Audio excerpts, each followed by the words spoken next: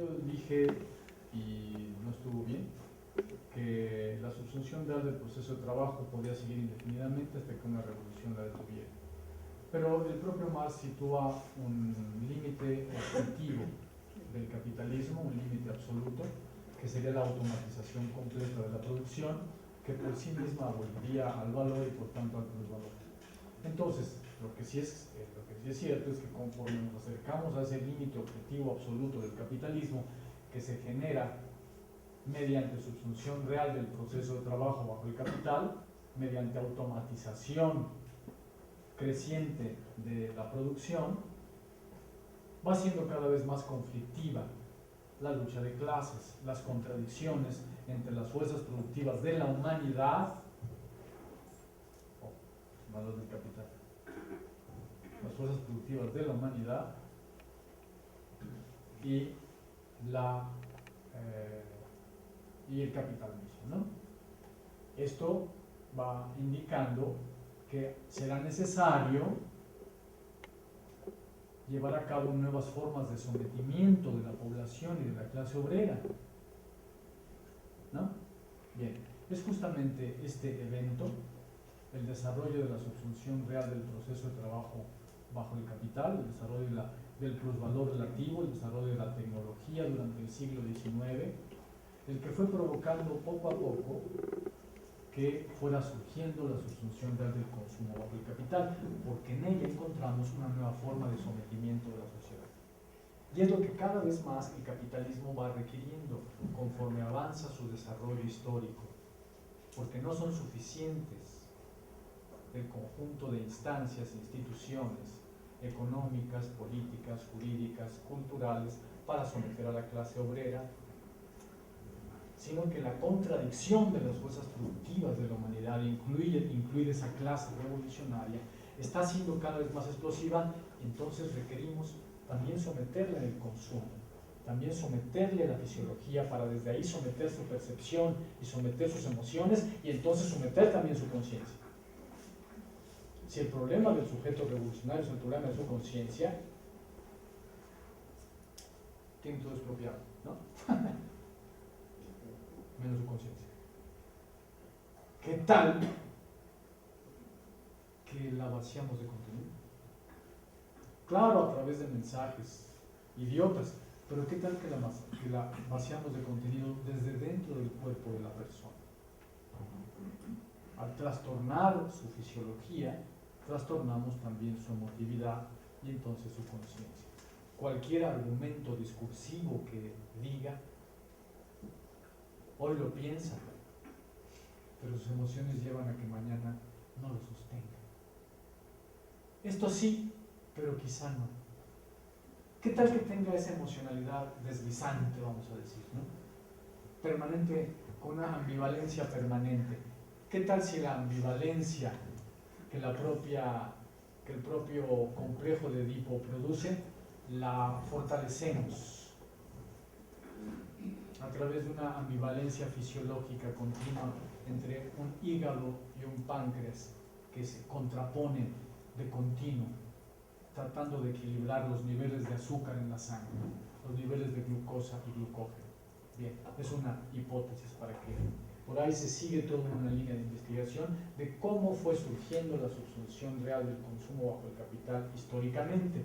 Pero nosotros nos habíamos ubicado primero en una época posterior en donde ya estábamos casi llegando a la automatización, ¿no?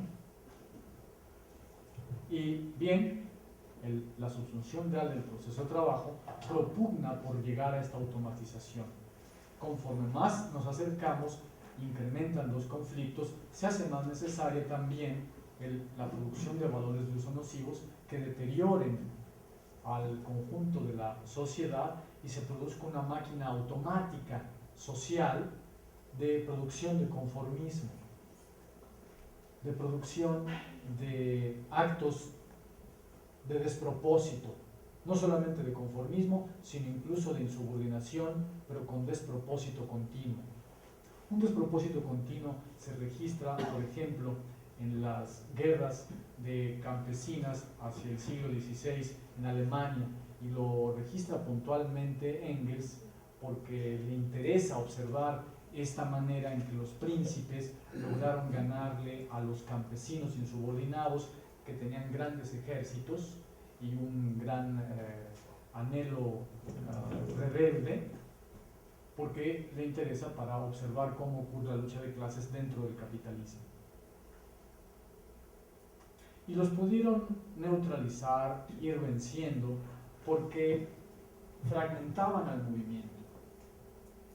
El movimiento se rebelaba, pero no llegaban a acuerdos entre todos, sino que más bien los príncipes contra los cuales los campesinos se rebelaban, establecían, neutralizaban, negociaban con este sector de los campesinos, quedaba sofocada esta parte, y luego negociaban con otra, y luego con otra, y luego con otra, y así pudieron triunfar sobre un movimiento masivo que pudo haberlos destruido. Bien, esta misma manera en que ocurre eso, también ocurre en la lucha de clases actualmente. Hay un gran sectarismo de la izquierda, por ejemplo. Así que el capital negocia con uno, y luego con otro, y luego con otro, o se pelean entre ellos.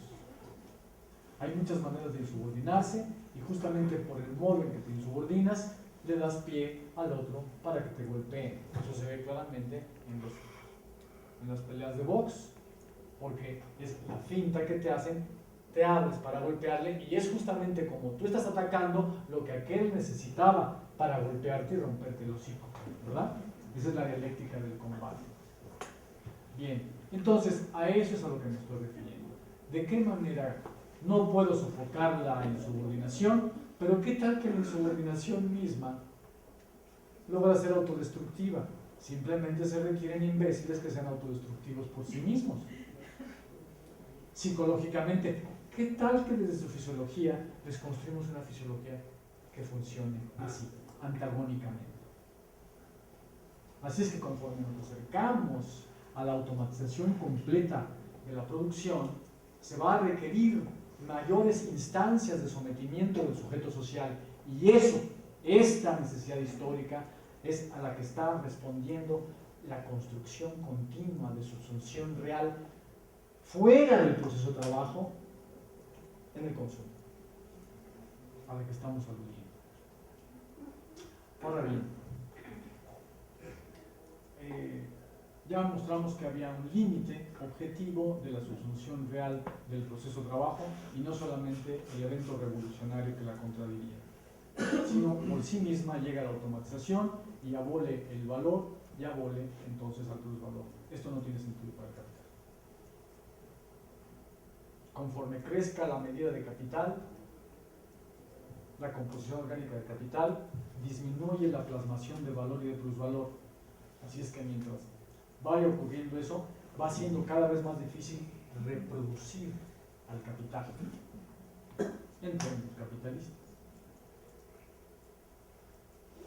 Va ocurriendo una ley de la tendencia decreciente de la ganancia, de la tasa de ganancia, y que va propiciando la modificación, la transformación del conjunto de relaciones, del conjunto de la tecnología, del conjunto de valores de uso, que va propiciando la subsunción real del proceso de trabajo y la subsunción real del consumo. Todo esto para darle una perspectiva histórica a todo lo que hemos venido observando de manera estructural, funcional. Y ahora tenemos que relacionar a la subsunción real del proceso de producción con la subsunción real del consumo bajo el capital.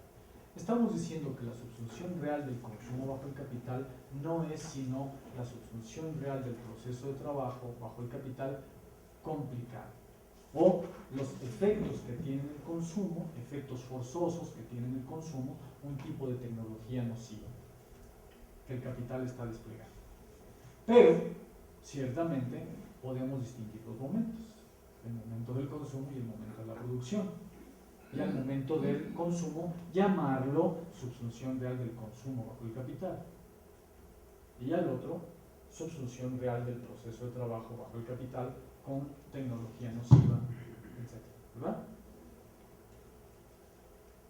aunque el concepto de subsunción real del consumo bajo el capital es precisamente el concepto que alude a las dos esferas, a la de la producción y el consumo desde la producción, son distinguibles los dos momentos.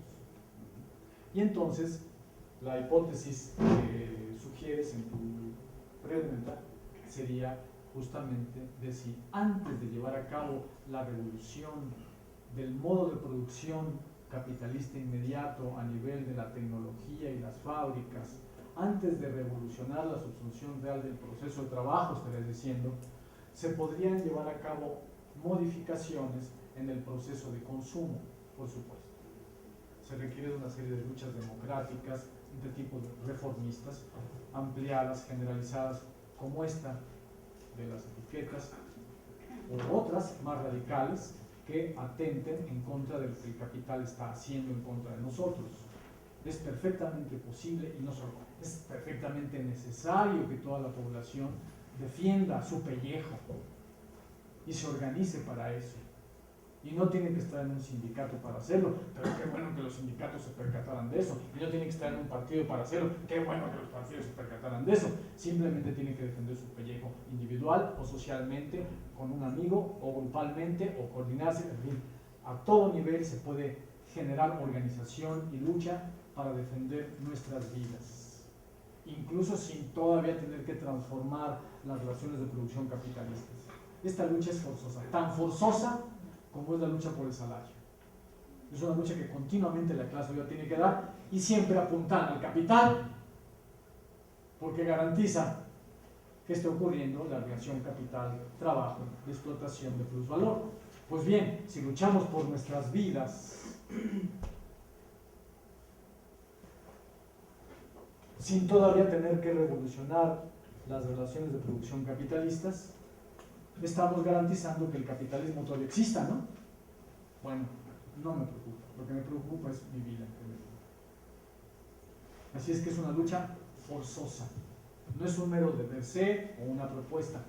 Es una lucha forzosa, pero cuanto antes, además de hacerla por necesidad, la hacemos por libertad, por voluntad, porque tenemos conciencia no solamente de este evento particular que nos afecta, sino del conjunto de eventos que nos afectan y que afectan a otros, esta lucha puede crecer. Se convierte en una ética, en un deber ser y en un programa político de tipo reformista, pero que es forzoso. Si no se lleva a cabo esta lucha, no hay sujeto revolucionario. Igual que si no se lleva a cabo la lucha por el salario, se acaba el sujeto revolucionario. Esta lucha es constante, es una lucha de duración, no es una lucha de soberanía. Sigues sometido, sigues explotado, sigues enajenado,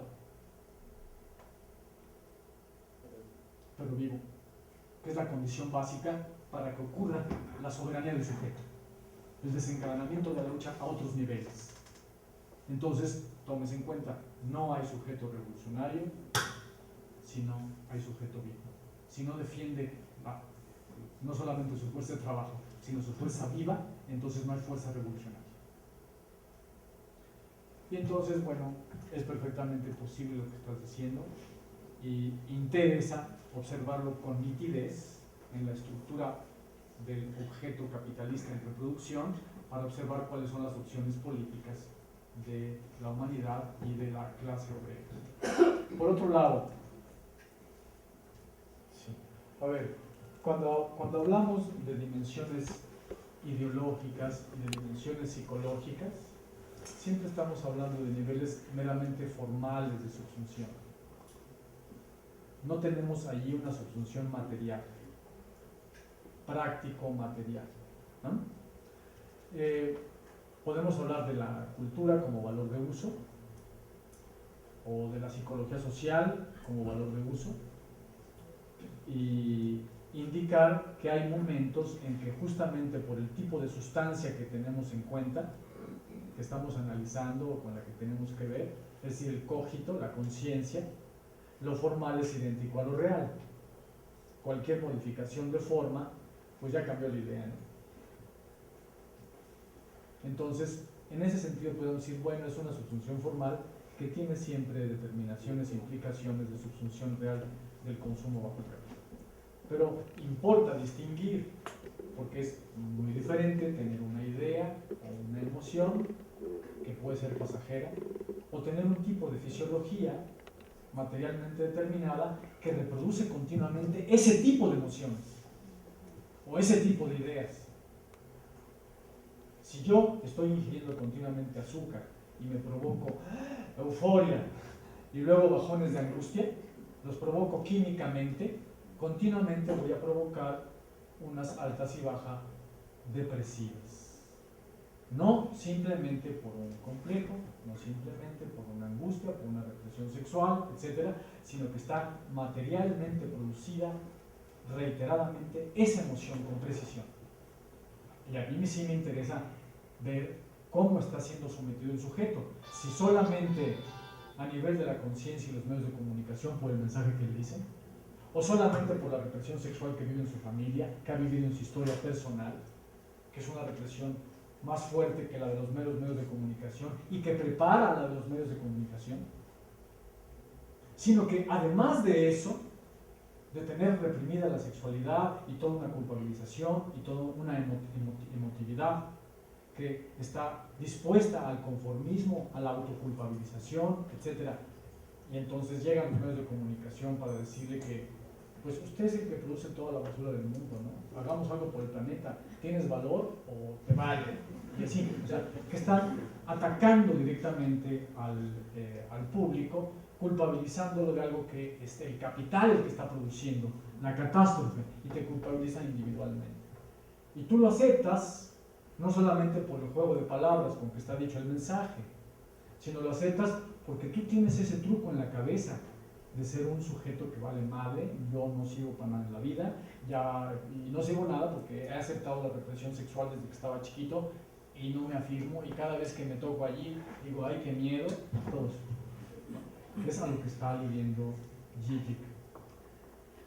Pero a mí me interesa, además de esta dimensión que realmente existe y que empieza a mostrar dimensiones prácticas que tienen que ver con la organización de la familia, con la organización de la comunidad doméstica capitalista, con las fuerzas productivas procreativas.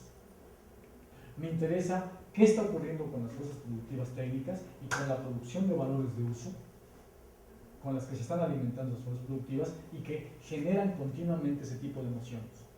Esas emociones podrían ser tratadas por el psicoanálisis, pero jamás las va a curar si además de yo tengo esas ideas, esas emociones, continuamente me las produzco por cómo estoy reproduciendo celularmente mi organismo. Así es que lo que estamos observando es cómo se coordinan distintos sometimientos del sujeto, de su conciencia, de sus emociones, de sus ideas, de su cuerpo sexualmente, pero también de su cuerpo celularmente. Y hay mucho en donde él puede incidir. Posiblemente en mi familia no puede incidir, pero sí puede incidir en lo que me como, en lo que me pongo, en el tipo de ciudad que estoy usando, que me están imponiendo. Y me puedo quejar y me puedo organizar al respecto. Y puedo organizarme también, además de esta lucha democrática y de reformas, puedo organizarme para una lucha revolucionaria en contra de las relaciones de producción y la tecnología que está produciendo este tipo de eventos. Así podría quedar integrado lo que está diciendo Zizek sin, vamos a decir, sin simplemente discutirlo o denegarlo, sino que está incluido dentro de este. Sí.